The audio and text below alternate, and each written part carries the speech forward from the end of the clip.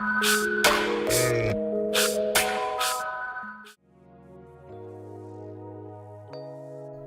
there and welcome back to NBA 2K17. My name is Pete and today we complete the first year of NBA 2K17's MyGM or MyLeague mode with the Toronto Raptors.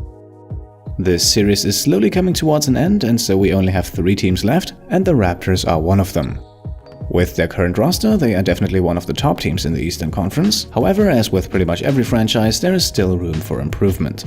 One of the key challenges in Toronto will be keeping your core together, as a few key players are on expiring contracts. But first things first, let's have a look at the overall situation in Toronto and let's go through the roster position by position.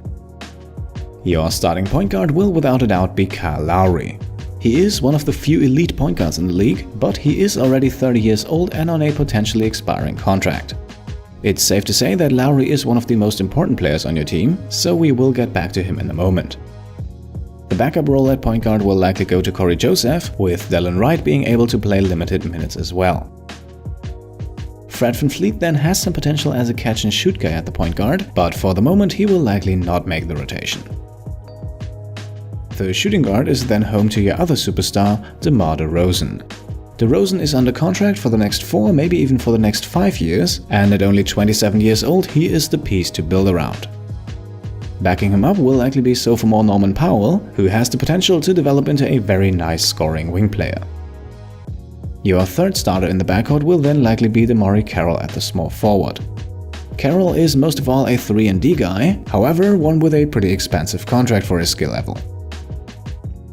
Another option at the small forward would be PJ Tucker, who plays a very similar role to Carroll, however he is 1 year older and on an expiring contract.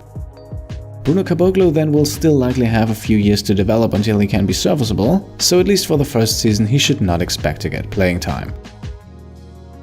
Let's move down low to the power forward, where at least for one more season you will have the services of Serge Ibaka. As an interior defender with a great outside touch, Ibaka is a very nice player to have in 2K, so bringing him back might be a sensible idea. Also on a 1-year deal is Patrick Patterson, who could be your go-to backup in a very similar defensive-minded role. Alternatively, Pascal Siakam is also an interesting choice, and one that might actually have a bit more upside long-term. Speaking of long-term potential, this is where the center spot in Toronto really shines. Yes, Jonas Valanciunas is only 24 years old, and so your go-to inside scorer will only get better. Valanciunas is also locked down for the next few seasons, so you won't have to worry about him for the moment. Behind him, Lucas Nogueira is also 24 years old, and he is a good step or two behind Valanciunas skill-wise, however he will very likely still develop into a very serviceable interior defender. One thing to note with him, however, is the injury concern, so maybe don't push him too hard. Last but not least, Jakob Poeltl, who right now is only a third-string option down low, but at only 21 years old and with a promising 78 potential rating, he could develop into something nice. So all in all, a lot of youth on a team that is already pretty competitive, so things are definitely looking somewhat bright in Toronto. Still, let's also have a look at the potential problems, and up first the expiring contracts. With Ibaka and Patterson, your first and likely second option at the power forward are both expiring, which could create a sizable hole down low. Especially in the case of Ibaka, his departure should be avoided if possible. You can never have enough 80+ players and Ibaka can still be serviceable for the foreseeable future. PJ Tucker will also expire, so that might leave you without a backup small forward, but for the moment that is not a crucial position on your roster. Much more troubling will likely be the player option of Kyle Lowry, because make no mistake about it, he will not take that. In free agency, Lowry will be able to get almost double that amount, so expect him to become a free agent once the season is over. You do, however, have his bird rights, so you can go over the cap to re-sign him. Next to Lowry's player option, the Raptors also have 5 team options coming up, and while you may not want to extend the ones for Caboclo and VanVleet, I would definitely accept the ones for Powell, Nogueira and Wright. Now, with Ibaka and Lowry, 2 of your starters will likely hit free agency next season, so it might be a good idea to have a quick cap space overview.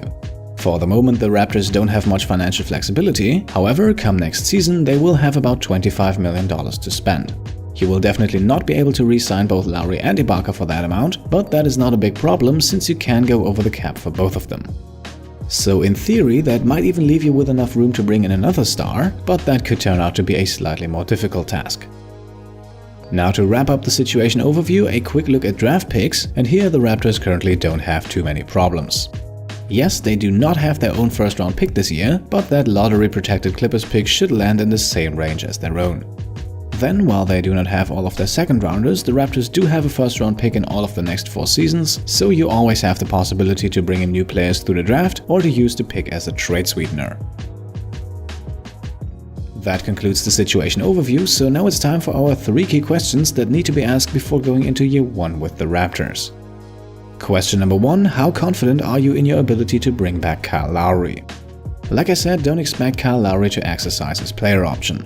Lowry will very likely hit the open market after the season, and while you do have his bird rights, you will still have to compete with other teams. Lowry is already 30 years old, so you might not want to offer him a 4 or even 5-year contract, which is something that other teams might be a bit more willing to do.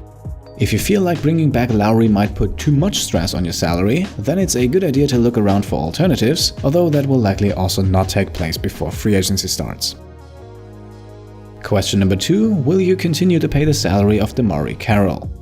As a 74 overall 3-and-D player, DeMarre Carroll gets roughly $15 million for each of the next 3 seasons. That is a lot of money, and for that reason Carroll's contract is widely regarded as, well, not particularly good. Still, at the moment the alternative would be 31-year-old and expiring PJ Tucker, so at least with the current roster, Carroll has some value for the team.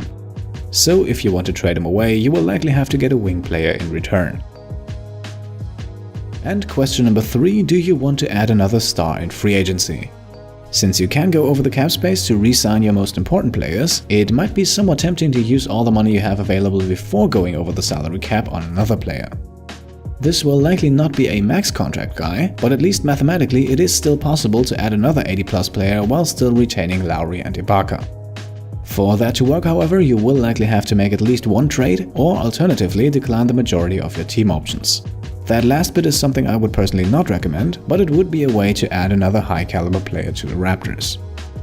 Now there is only one last thing we have to do before looking at our 3 moves to make, and that is to go over the list of untradables. I think it is safe to say that both DeRozan and Lowry are on this list. Even though Lowry is expiring, your bird rights put you in a good position to bring him back, and he is still one of the best point guards in the league, and therefore realistically speaking he should not be traded. I think his combination of skill potential and age also puts Valanciunas on the list, but I think the rest of the team could be moved for the right offers. And with that, let's have a look at the 3 moves to make in year 1 with the Raptors, and let's actually look at one of those offers right away, as in our move number 1, we will trade DeMarre Carroll. I think you could see that coming. There are a few reasons to get rid of him. First of all, it is safe to say that Carroll is somewhat overpaid. Getting rid of his $15 million yearly salary will put us in a much better position for the next season, while honestly, we don't really lose much. Yes, Carroll is a good 3-and-D player, and that is definitely the type of player we need with DeRozan and Lowry in the backcourt. However, so is PJ Tucker. Tucker is not really worse defensively than Carroll, and he actually does have a slightly higher standing 3-point rating. Still, I would not recommend starting Tucker, and that is where we quickly make the jump over to DeMar DeRozan. DeRozan is listed as a shooting guard, and to be honest, that is the position he plays most of the time. However, he can absolutely be switched to small forward, and he actually does get a small rating increase. So while we won't do that right away, that is definitely still something to keep in mind. Because now with this trade, we do not necessarily need to grab a small forward, another shooting guard would work just as well. And one of the potential candidates here could be Danny Green from the Spurs. That is a trade you would definitely win in my opinion, since Green and Carroll are basically on the same level defensively, but Green is definitely the better shooter and also 1 year younger and on a lower salary. If you want to make this a bit more realistic, I would add a first round pick, but all in all I don't think this trade makes sense for San Antonio.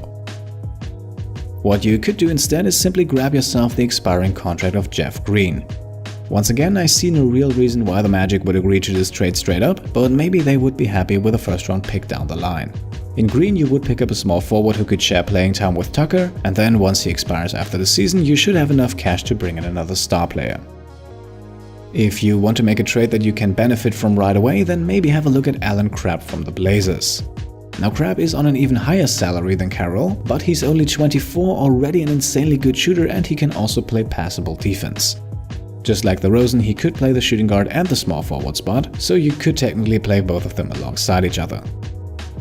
In the end though, I went with the expiring contract of Jeff Green.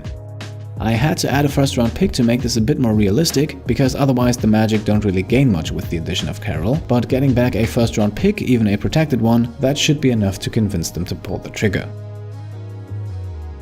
That means DeRozan can stay at the shooting guard for the season, while Green and Tucker can split the minutes at small forward evenly. This move now boosts our available cap space for the next season to $40 million, and that should be enough to make a splash in free agency. However, one important move to ensure that we can actually make that splash comes next in our move number 2. Because in move number 2, we want to re-sign PJ Tucker and Patrick Patterson for as cheap as possible, while not re-signing anyone else. That anyone else specifically means Serge Ibaka, because even if he's willing to re-sign, doing so during the regular season will no longer give you the advantage of his bird rights during the free agency period, and you will therefore have a lot less cap space. For Patterson and Tucker combined, I would advise not spending more than $4, maybe $4.5 million, as this will leave you with roughly $30 million going into free agency. And free agency is a good point, as it already brings us to our third and final move: bring back Lowry and Ibaka, but also improve the team in the process. Now, thanks to the bird rights you have on both Lowry and Ibaka, you can go over the salary cap to re-sign them. However, you cannot do so for any other players, and so it makes a lot of sense to sign those other players first while you still have cap space.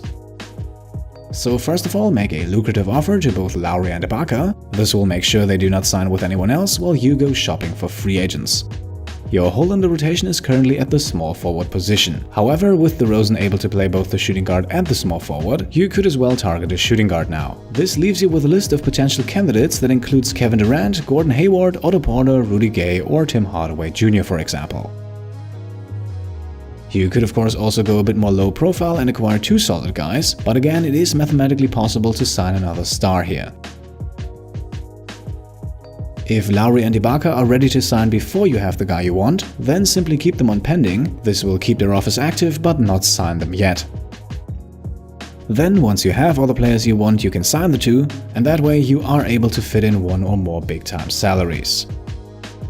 Now keep in mind that this will absolutely crush your salary cap. Not only will you skyrocket over the cap, but you will also go deep into the luxury tax, so if you want to avoid that, then maybe go for a more conservative approach. However, the chance to land a third superstar, a guy like Gordon Hayward for example, that chance in my opinion makes paying a little extra more than worth it. Now, one thing I forgot to mention previously are the team options. Now, we won't have to talk about Lowry's player option, he will decline that, but with the team options, like I said earlier, I would extend Wright, Powell and Nogueira, while you do not necessarily need to bring back Caboclo and Van Fleet. Now, one more thing, even after signing free agents and bringing back Lowry and Ibaka, you still have the ability to sign additional free agents on minimum contracts. This can and should be used to fill up your roster with veteran role players, so that once free agency is over, you should be in a significantly improved situation. All in all, Toronto is definitely in win now mode. With DeRozan still under contract for the next few seasons and the ability to safely bring back Lowry and Ibaka, there is really no reason not to go all out. Of course, the decision is still yours whether or not you want to bring in a true superstar, or if you just want to sign 1 or 2 players who can competently fill the starting spot. I hope that with my 3 ideas for moves to make, I was able to give you a good overview of how to put the Raptors in a solid position to improve next season, but of course I'm always happy to hear your ideas as well. Would you go for another high-profile free agent, or would you maybe even stick with DeMarre Carroll at the 3 and then see how to improve from there? Let me know what you think in the comments below. As always, if you like this video, then feel free to leave a thumbs up, and I can say thank you all for watching, and I'll see you next time. Cheers!